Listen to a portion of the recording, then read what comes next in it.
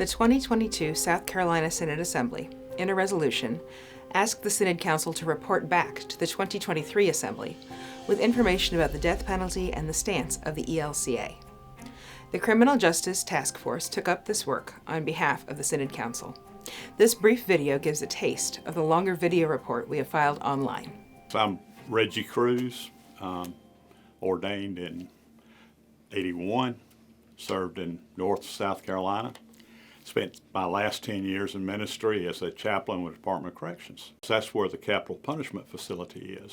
Matter of fact, when I got the position, I emailed Mel Amundson, who had been my intern supervisor and who was on staff here at the time, and told him that that would be one of my duties. And he emailed me back, said not everyone gets to walk through the valley with other people. And that helped tremendously. I spent about an hour with this inmate. He had been convicted of rape and murder while he was in the Navy in Charleston. That's how we got him. In the hour we spent with him, you realize that he was not the same person he was when he committed the crime. He took ownership of the crime. He took ownership of what was going to happen. He requested a Hebrew Bible because of his conversions. And we just had a great conversation. He was ready to go. He was ready for it to happen.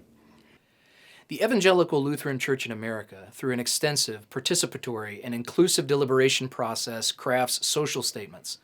Social statements are teaching documents meant to address broad social institutions and questions, and sometimes controversial topics. Social statements are not binding to individual Christians of the ELCA. They are meant to teach. In 1991, the ELCA's social statement on the death penalty, after a careful and lengthy process, was finalized and adopted. In summary, because of our relationship and ministry with all people affected by violent crimes, because of our sense of justice, and because of our concern regarding the specific use of the death penalty, this church opposes the death penalty. So let's talk about the death penalty and Christian scripture.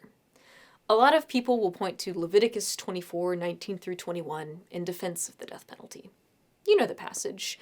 "And a man who injures his countryman, as he has done, so it shall be done to him. Fracture for fracture, eye for eye, tooth for tooth." And while on the surface the scripture may seem to endorse the death penalty, these scriptures actually don't. Their purpose is to endorse proportionality of justice. For example, if I borrowed my neighbor's horse to plow a field and the horse falls into a ditch and dies, I can't just repay my neighbor with a live chicken. I need to repay her with a live horse.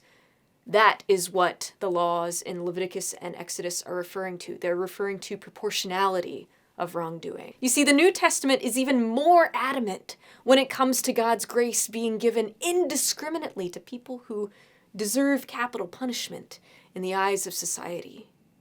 You've got Saul, who used to hunt Christians down for sport.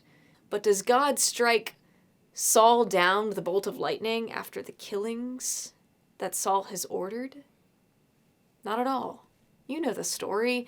Instead, God strikes Saul senseless on the road to Damascus, makes him wrestle with the malice inside of his soul for 3 days, and then sends a Christian to help him experience healing, wholeness, and a new understanding of grace. A longer version of this video, with a link to related resources, is available on the South Carolina Synod website.